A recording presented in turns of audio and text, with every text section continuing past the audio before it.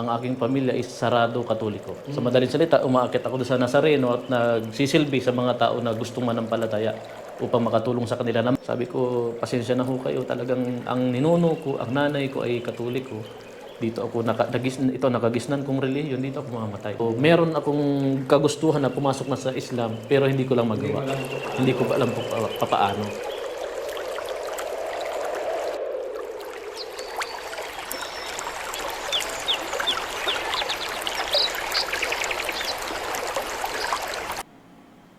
Inshallah. Assalamualaikum, Brother Muhammad Akil. Waalaikumsalam warahmatullahi wabarakatuh. Masya Allah. Inshallah. Alhamdulillah. Welcome, Brad, sa My Studio Channel. Magpakilala ka muna, Brad. Masya Allah. Assalamualaikum warahmatullahi wabarakatuh sa mga nanonood at manonood pa lang. Ako nga po pala si Gerson Oliva at ako'y kasalukuyan na nakatira dyan sa Area C. Pero ang permanente kong tahanan ay nandyan sa South Crest Village. So ako po ay isang may asawa at may 3 anak. At yung edad huwag niyo na akong tanungin, inshallah. At alam naman natin na malalaman natin yan. So sa pagkakataon na ito, nais kong pasalamatan unang-una ang Allah Subhanahu wa Ta'ala. At pagkatapos sa inyo bro, na masya, nakarating ako sa mga oras na ito, inimbitahan ninyo. At alhamdulillah kung hindi sa patnubay at gabay ng Allah, ay hindi matutuloy ang inyong pag-enyaya sa akin. Alhamdulillah. Ikaw ba empleyado or nagninegosyo? Sa kasalukuyan may maliit ho akong negosyo na pinangangasiwa namin mag-asawa. Okay. Alhamdulillah.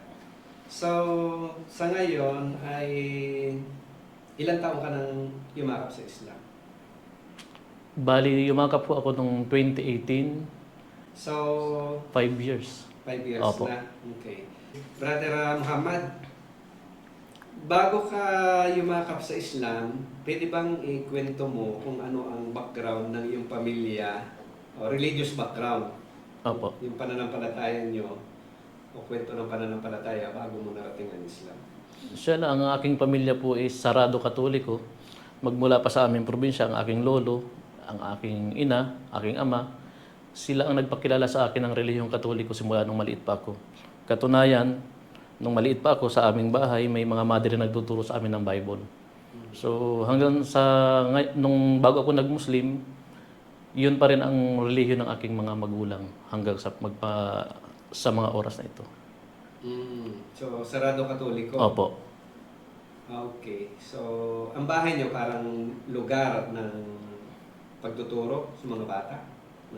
Actually, nung sa probinsya po yun, sa Bicol, sa Camarines Norte, naging ho siya nung may bumisita sa lugar namin na mga madre, nagtanong ang barangay kung sinong pwede na mag-offer na makikituluyan yung mga madre na yon. Sa pagkakataon na yun, may available naman kami na kwarto, kumbaga, na nagbagandang loob yung aking magulang na doon sila patirahin. Okay. At habang doon sila nagtuturo ng Bible sa amin at hanggang sa kahit papaano, naging malapit ang magulang ko at maging kami sa relihiyong Katoliko. So, masasabing ang family mo ay religious, kumbaga. Sa pagkakataon ho na yun, pero nung nawala din ho yung mga mother na yun doon, nagpatuloy lang din ho na Ordinary, magsisimba na lang Catholic. din kapag linggo, kapag may mga okasyon, pag pesta, mga gano'n na lang hong pagkakataon. Pero hindi ito the way na katulad nung iba na, nung panahon na nandun yung mga madre, meron silang tinatawag na, kung baka sa atin nagro-rosaryo, Okay. pero pansamantala lang din ho yun. Okay. Okay, so sa family mo yun, yung sa personal mo, ano ang mga involvement mo sa ibang mga religion? Kung sa Ayun. Catholic or kung meron pang iba. Saan ka na-involve? Bali yun, nung bago ako naging Muslim pa rin, ako ay isang Romano Katoliko na napabilang sa mga chapter ng Black Nazareth sa Quiapo. Yun ang huling-huli kong nasamahan na grupo ng mga nananampalataya doon sa puon ng Black Nazareth. Yung Opo. Puong Nazareno? Opo. Yung ba yung pinaparada? Ayun po, tuwing pesta ng Quiapo. Ah, At maging sa iba-ibang lugar, nakakarating din ako sa mga pamamanata. So sa madaling salita, nung ako nagkaroon na ng sarili din pag-iisip, parang gusto kong sumamba na hindi naman sa amin na ituro, which is nung bata pa, na ganun uri yung pagpunta dito sa mga ganito, sa ganitong lugar, upang magsagawa ng katulad na lang nung tinatawag na sa mga groto, yung mga alay lakad. Mm. Dumadayo din kami actually sa Manawag, Pangasinan. Peña Francia, opo. Peña Francia, Kapalungga sa Bicol, marami pang iba, na katulad din ng ginagawa sa Quiapo. Ah, Na sa paniniwala na kapag pumunta ka doon, lahat ng hinihiling mo, lahat ng pangangailangan mo ay ibibigay sa'yo. mm.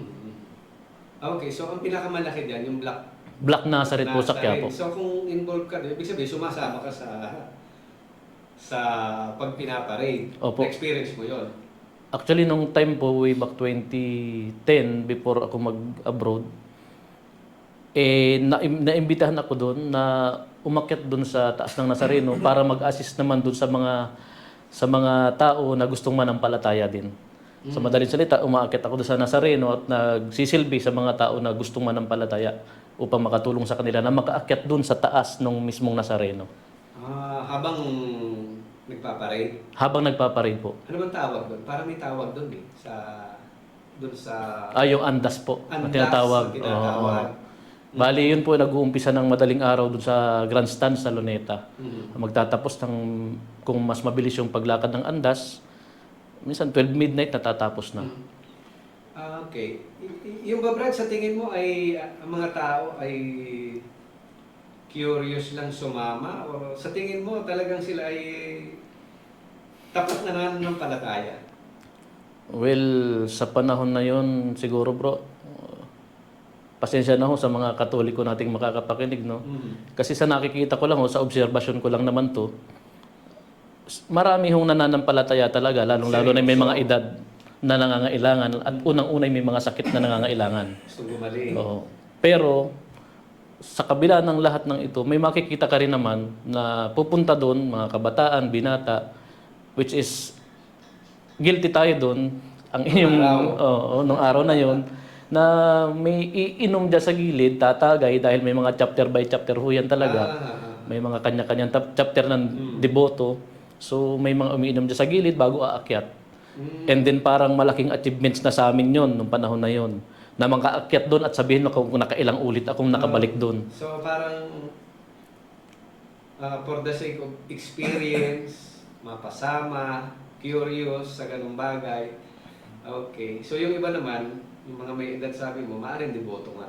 Maaari ho dahil unang-una yung magulang ko mismo, yung nanay ko, gada mamimist ako ng Quiapo noon, sabi niya sa akin, dalhin ko yung towel niya na simula nung nanampalataya sa dun sa Puon ng Kapalungga, Black Nazareth din yun, sa Camarines Norte, Tanyag din ho yun, marami nakakaalam dun. Sinasabi nung nanay ko, nadalhin mo itong towel na to. Sabi niya ganun. At ipunas mo dun sa Black Nazareth sa Quiapo. Para na sa ganun, kung ano man yung karamdaman ng kung sino man sa amin, sa pamilya, ilalahid niya lang yun, ipupunas sa bahagi, opo na may nararamdaman, gagaling. Yun yun isa sa paniniwala dati nung ermat ko na na-adapt ko, which is naniniwala ako eh. Doon ako devoted eh. So, hindi natin masisi, opo. pero sa pag-iisip ng isang Muslim na naniniwala tayo na ginabayan ng Allah, parang kumbaga ignorance. With na all your respect masasabi, po o talaga sa masasabi mga nating nanonood. Kawawa din na masasabi, ano? Sa panahon po na to, marirealize ko talaga na nandun tayo sa kamangmangan. Oo. Okay. Bukod doon, may mga involvement ka pang iba sa religion? Religion ho, medyo ano lang din talaga. Siguro, nung time na nag-iinit ako na gusto kong sumampalataya, yun, katulad niyan, yung mga charities, actually, isa kami sa nagdo-donate ng mga simbahan sa aming lugar. Sa pagpapagawa. So, ibig sabihin, hindi kayo malayo sa simbahan. Opo. Ibig sabihin, noon ay Naging malapit din ho may kami. ginagawa patungkol sa Religion. religion. Opo. Okay din. Kaysa naman na walang pakialam. Sa nararamdaman ko ho, pasensya na brother, sa nararamdaman ko ho ng time na yun, kung anong nararamdaman ko ngayon, ibada kung tawagin sa atin, feeling ko nung nag-iibada rin ako. So, yun siguro ang naging dahilan din para nung marinig ko yung Islam, naging curious talaga ako. Kasi kung wala akong pakialam sa religion, Hindi, babaliwalay. babaliwalain ko lang siya. So meron talaga akong ah, kumbaga pakiramdam na kinakailangan ko talaga ng religion nung time na yon. Okay. Good. Okay, Brad. So, dumako tayo sa isang mahalagang paksa natin, mahalagang tanong. So, paano ka ba dinala ng Allah dito sa Islam? Paano mo natuklasan ang Islam? Alhamdulillah, yung journey ko sa pagpasok sa Islam, sasabihin ko na siguro ito yung simula po nung naging OFW ako, na nakilala ko yung mga ibang kamusliman. Way back 2010, naging OFW ako sa Alcobar at saka sa Damam. May mga masisipag naman na kapatid natin daiya doon na alhamdulillah sa mga shop ng Alcobar, iniisa-isa nila mga Pilipino para kausapin. May time pa nga na iniimbitahan nila kami sa Islamic Center pero ako hindi talaga ako sumasama. Kapag nandyan sila, iniisip ko nandyan na naman yung mga Muslim na yan. Sasama na naman kami, pamimirindahin na naman kami yan. Pero ano lang, kumbaga iipunin lang kami niyan para pag-Muslimin. Parang may ganun akong pag-iisip noon. Pero nung time na yon, hindi ako nakikinig kahit anong sabihin nila. Kumbaga pagdating dito. Labas din. Oo. So, Yung time na yun din, sinabi ko na sa isang daiyan, dinirekta ko siya, nakalimutan ko talaga, inshallah kung ano makadaupang palad ko din yun. Yung brother na yun na nagdadawa doon sa Alcovar na yun, sabi niya sa akin, itabi mo na lang to. Sabi sa akin. Binigyan niya ako ng babasahin. mga libro. Opo, ito po yun So, mismo. yan mismo. Ito po talaga yun. So, ito yung isa sa naging dahilan, naging unang hakbang para magsaliksik din ako ng kaalaman sa Islam.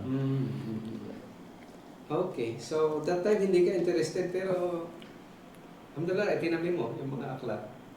Kinip mo kumbaga. Hindi ko po ginusto actually. Aha. Coincidence kung matatawag. Kasi may isa pang istorya sa likod nito na inshallah sabihin na din natin dito. Mo, bro.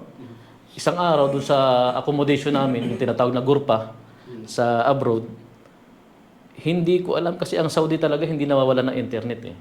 Oo, tama. Hindi ako makapaniwala nung time na yun. May sakit ho ako nung 2 days na akong nakahiga. Hindi ako pinapasok nung kapil namin. So, walang internet. Anong gagawin ng isang katulad ko doon? Hindi ko makontak yung family ko. Hindi ako makapag-browse sa kahit anong platform ng social media. So, Ibig sabihin, yung sinabi mo hindi nawawalan, pero that time nawalan. Pero, yes, opo. Okay. Kaya nga hindi ako makapaniwala. Nasa Saudi ako, hindi man ako nasa Pilipinas. So nawalan. Sa madaling salita, alhamdulillah naniniwala tayo mga Muslim sa Qatar. So nung inip na ako noong time, dahil may sakit din naman ako, itong libro na to na binigay sa akin nung daiya natin do sa Alcobar na yon, actually nakapatong to sa ilalim. Sheikh, sabi ko, parang napapatungan ko pa ito ng mga sapatos. Wala akong ibang malibangan. Kinuha ko ang isa sa mga ito.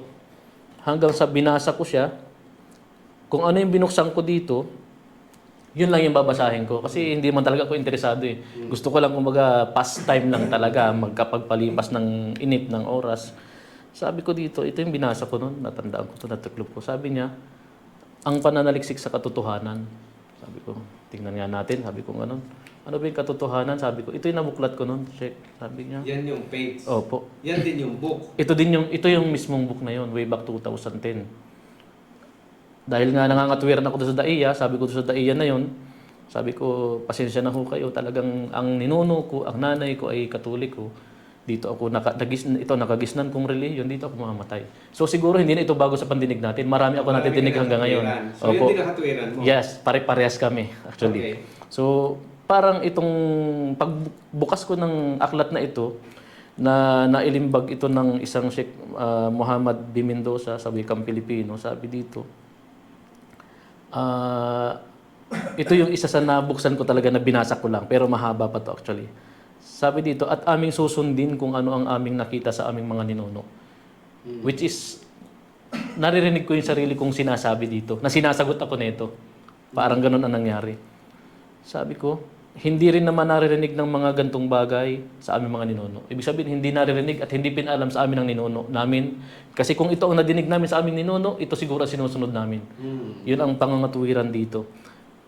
Nung time na yon, siyempre, ganun pa rin, may pride pa rin. Isang tabi ka lang muna. Sa book na ito lang talaga binasa ko. Tapos pagdating dito, ang paniniwala ng mga Muslim. Ito lang, binasa ko lang din to. Sabi doon, Abdullah Tif Arceo to, si Sheikh.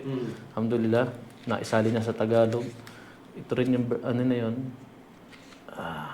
Teka. Ayun. Sabi dito, sa paniniwala ng mga Muslim at ang aming pananalig, sabi niya, kabanata bilang isa. Medyo wala pa talaga ideya sa Islam dahil ako'y isang saradong katoliko. Sabi dito, ang aming pananalig ay ang paniniwala sa Allah. At ang mga anghel sa kanyang mga aklat o kasulatan, sa kanyang mga tagapagbalita o sugo, at sa araw ng paghuhukom.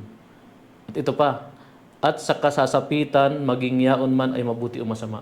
Which is, ito yung paniniwala nating mga Muslim na anim, na sabi ko, ang mga Muslim pala naniniwala sa anghel.